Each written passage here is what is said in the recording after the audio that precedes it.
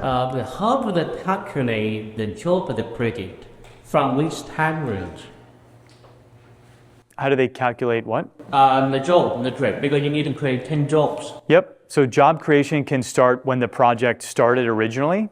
So let's say a project started construction in 2023, but you didn't join until 2025, but the project didn't finish for 2 or 3 more years. You can count the jobs from the very beginning of the project through the end, even if you joined in the middle. Okay, so they don't care about, for example, if I start next month, give the money next month, they don't care about that part. Good. Okay, for example, this project is about 23. Yeah, you're gonna get. I commit money only for next month. If the job creation, the 同时 will calculate job created from next month up within 2 years. You would get every investor, no matter what time they invest in that project, gets credit for all the jobs over that whole 5-year period. Any job that trade from 23. Yep. It's on the whole project. Okay. For the whole project, only count the money for the EB-5 or the company? No, whole money. Okay. So EB-5 could be 10 million and the bank could be 30 and equity could be 20 and you get credit for all the jobs created from all the money, not just EB-5. Yeah. Just based on this, like what our understanding is like there's a pool of money and there's a pool of investors, and then that total ratio basically for the debt. Is that correct understanding? Yep. So on job creation, every investor needs to show that they've been responsible for creating 10 jobs. Job creation comes from construction expenditure and revenue creation. So you spend a certain amount of money in a certain city and you automatically get a number of jobs credited toward EB-5 eligibility. So you spend $1 million on construction in Fremont and you get 8.2 jobs. So all you have to do is show that you spent the $1 million and then you automatically get the job credit.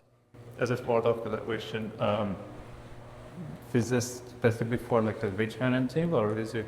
No, it's just any of that, whatever the project entirely costs, that's what you're going to get credit for. You join like in the last 2 years, you get still bank or like whatever happened. Oh yeah, exactly. Yep. If they could be temporary jobs, 6 months, it's about the timeline and like. It's just money spent. No, I mean the job creation part, they could be temporary jobs, contractor, and it doesn't have to be there. The number of human beings on site doesn't matter. It's just money spent, period. For the job trade, there are 3 parts: direct with job, indirect, and in virtual. Yep.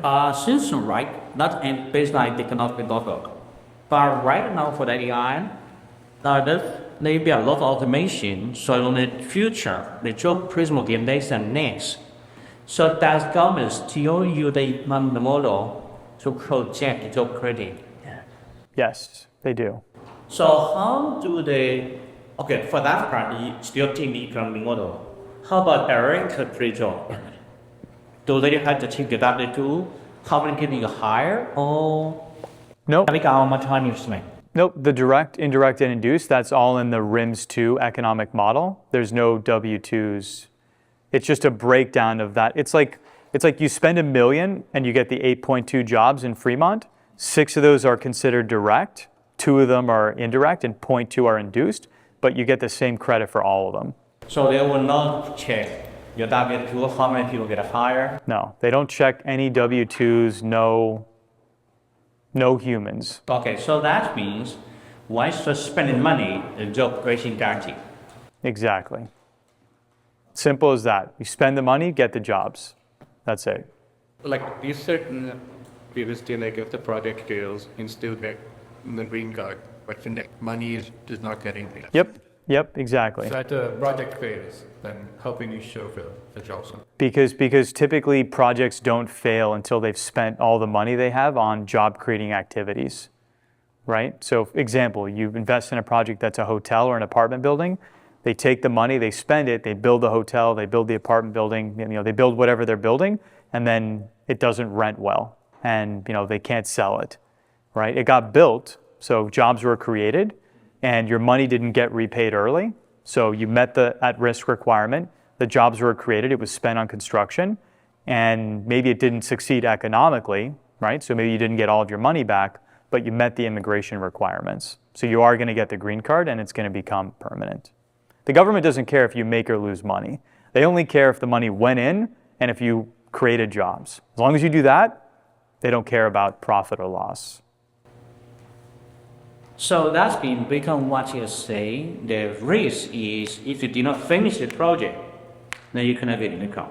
What? No, it's not finish the project, it's just enough jobs created from construction spend. So you could, in a lot of projects, we'll have a big cushion of jobs, right? So let's say the project had 100 investors. So we need 1,000 jobs, okay? But once the project's fully built, it creates 2,000 jobs, right? So that means we only need to build halfway, and then we have all the jobs, right? So you don't have to finish it, you just have to spend enough money to create enough jobs.